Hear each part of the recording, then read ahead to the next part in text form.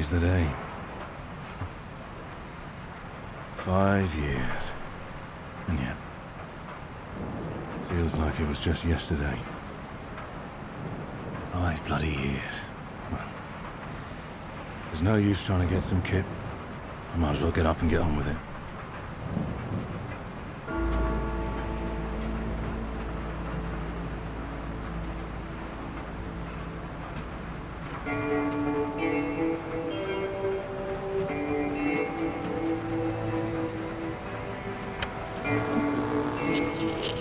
Good evening, dear listeners.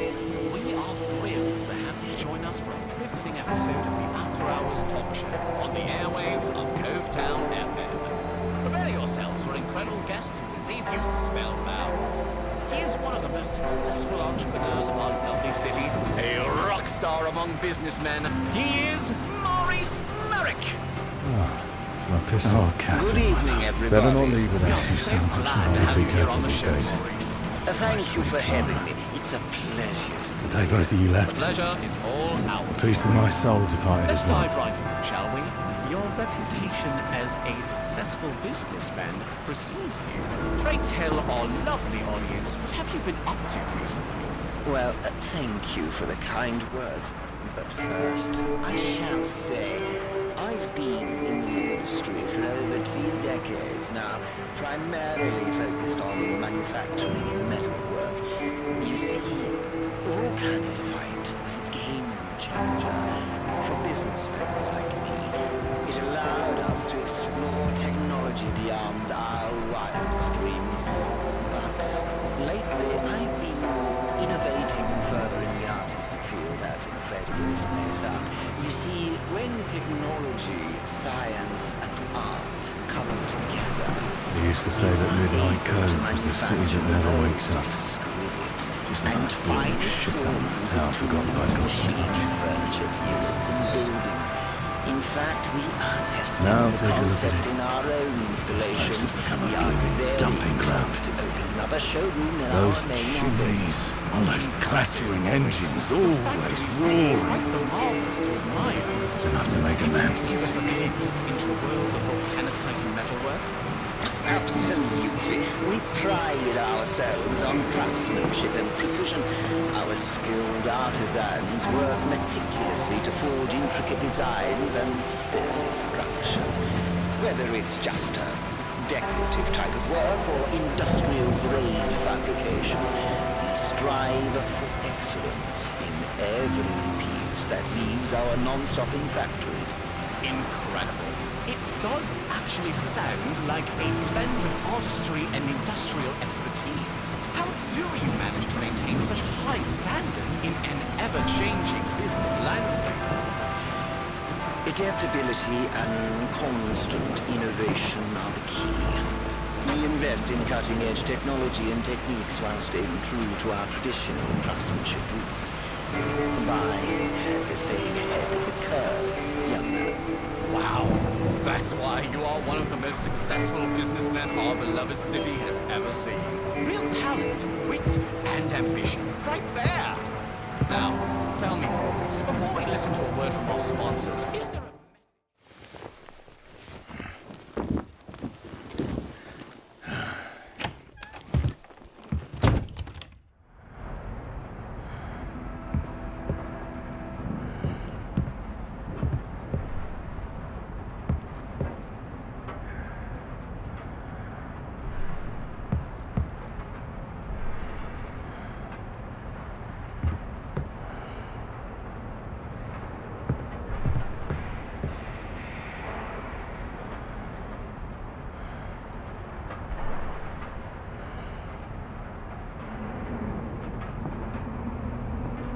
It's already late.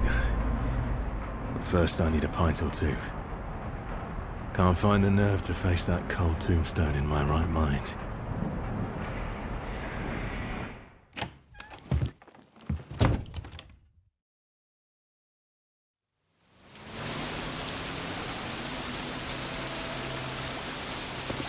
Hey, what's going on, little fella?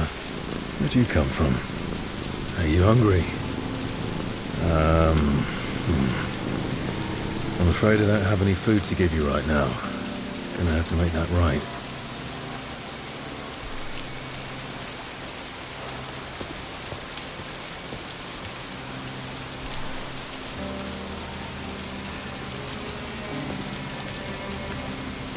Well, well, well.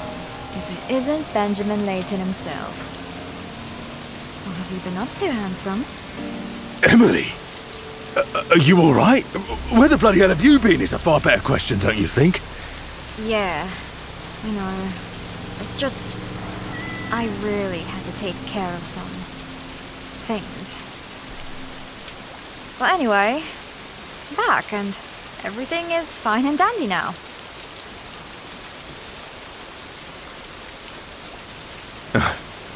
If you say so. The folks around here were quite worried, you know. Alright, it doesn't matter. I'm glad you're fine, so... You be staying put? And by the way, what are you doing here at such hours in this bloody weather? You know it's dangerous. Hush. Believe me, I'm quite aware of the dangers of the night. But a woman with my talents knows well how to handle herself with ease. Well, I was just passing by to let you know that a little birdie told me someone's been looking for you at the Rusty Crow. And I thought, you know, how about a little crime-solving adventure? Like the good old days. So, what do you say, Ben? Pray tell, do you know who that might be? You are aware I left that line of work a while ago, right? After what happened to my family, I just lost my spirit. Still, if it's a straightforward affair, one that can be solved without too much trouble, then perhaps I shall consider it. Bit of extra quid's never hurt anyone. Splendid! Bit of excitement from the new case shall lift your spirits for sure. I know it. Even if it's just a trifling one. Cranky old chap. Aye, maybe you are correct. Well, let us be on our way then, shall we?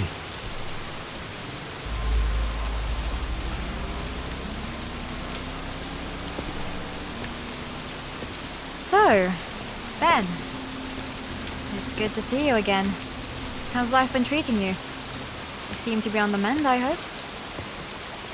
I suppose you're right. I certainly had my share of ups and downs.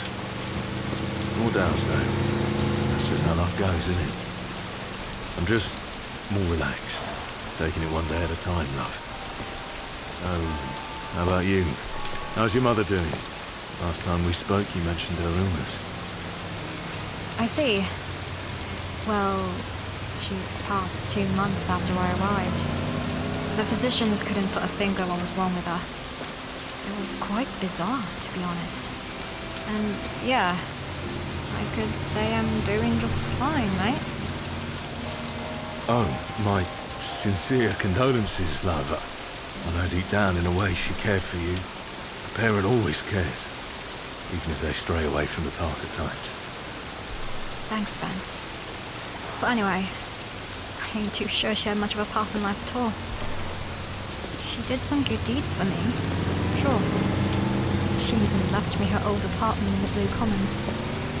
But you know, Ben, mostly what comes to mind is just awful memories.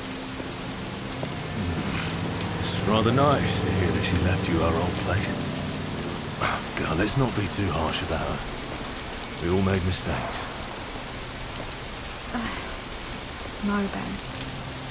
There's no excuse. The way that woman took advantage of me, you know? Taught me my trade. Made me do things that no child should ever be forced to do. And then profited off of it. What kind of sick mother does that? Huh?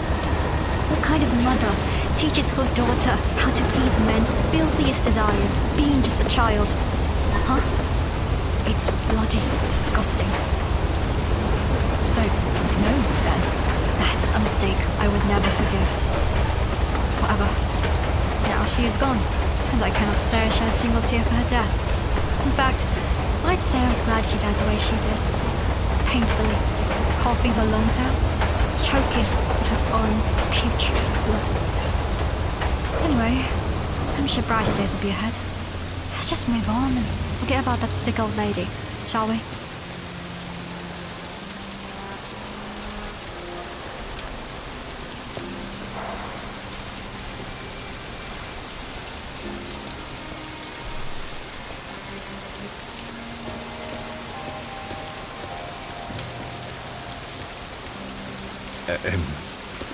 Emily, my dear, I know, and I beg your pardon if my words caused such distress to you, bringing up those awful memories. My intentions were well-meaning, you know that. All right, let's not dwell on it any further. Pray tell, do you have any other notes about who was inquiring about me at the Rusty Crow? What should we expect when we get there?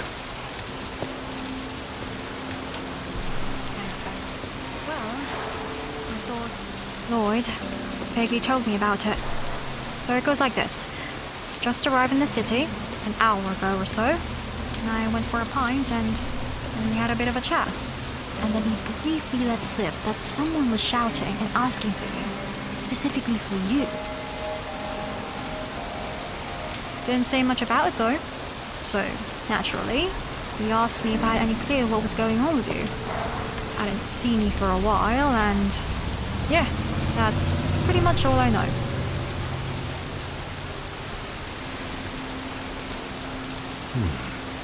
Weird. Well, what he said is true. I haven't seen him in a while. You see, some days have been so dreadful for me to go out that I realise it's better for the Scotch to come to me rather than the other way around. So I paid a young lad to bring me the bottles.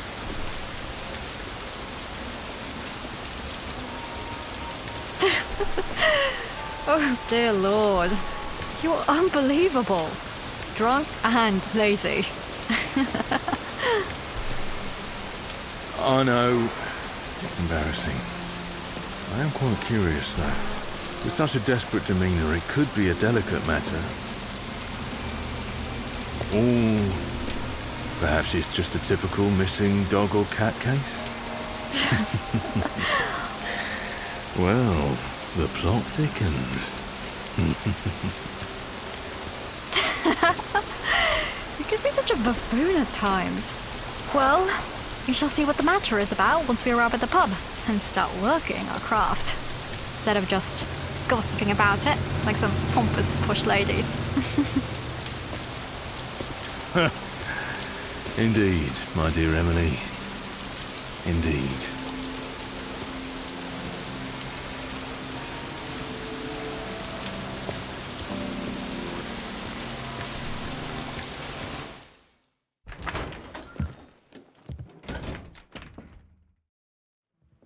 Psst, what's up? There's a cat lady over there.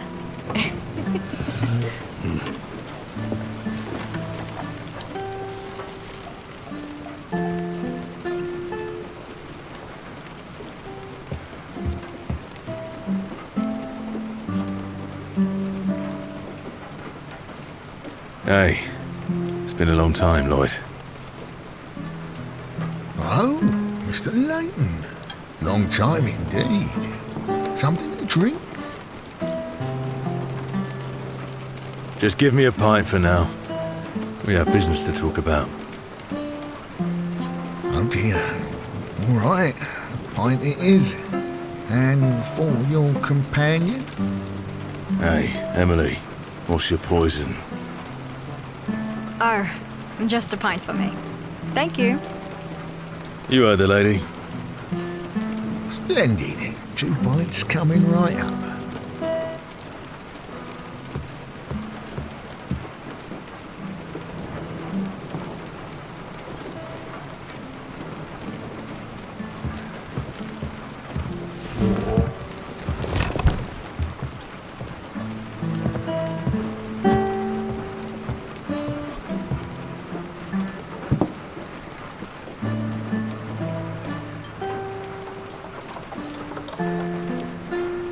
So, Mr. Layton, may I assume that the lady already informed you about the poor lad that was desperately inquiring about your whereabouts? Indeed, Lloyd. All right, Lloyd just implied it was a man, so the cat lady scratched. All right, Lloyd. Let's get to the point. Pray tell me who's been inquiring after me, what the bloody hell the chap wanted from me, and why he was in such utter distress. And where is he? Tell me everything you know so far. Well, Mr. Layton, I must say I don't rightly know what this fuss is all about. Just that this poor chap was roaming the streets in great distress, asking people for help and mentioning your fine name, sir. At some point he came into the pub and asked for you. I was in a bit of a shock. 2 constables were lounging at a nearby table, yet they didn't seem to bat an eye. I'm afraid it all felt a bit queer.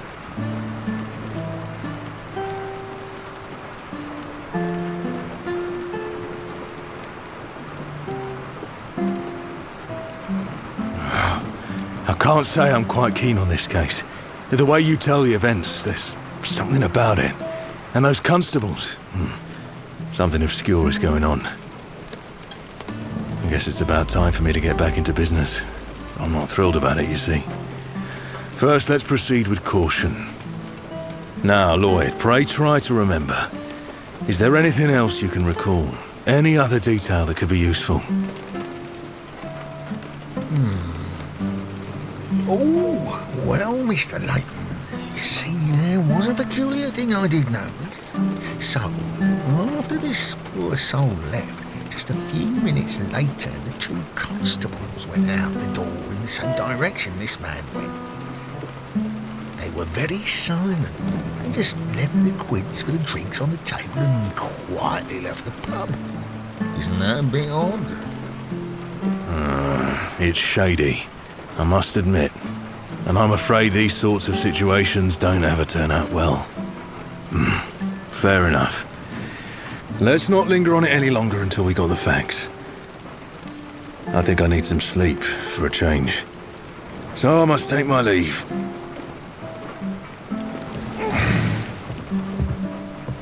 Emily, is your old place in fine condition to spend the night in? I mean, for you. Oh, no. That place is a mess and in great need of attention. But don't you worry about it, handsome. Oi, Lloyd, do you have any spare room upstairs for me to use just for tonight? Of course, me lady. And don't you worry about the cost. The weather has been quite awful the whole evening and seeing as though you're just arriving. So please, be my guest and get comfortable. Hey, Lloyd, take this card. If you see that man again, give it to him. There's my contact number and my address. Of course, Mr. Layton. I will.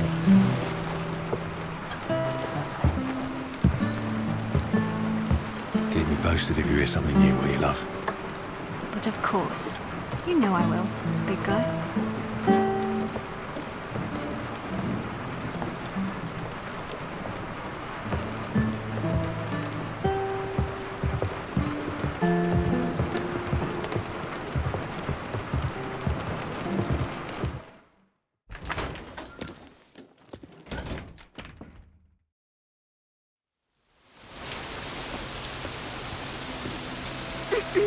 Excuse me. Good evening, Detective. Madam?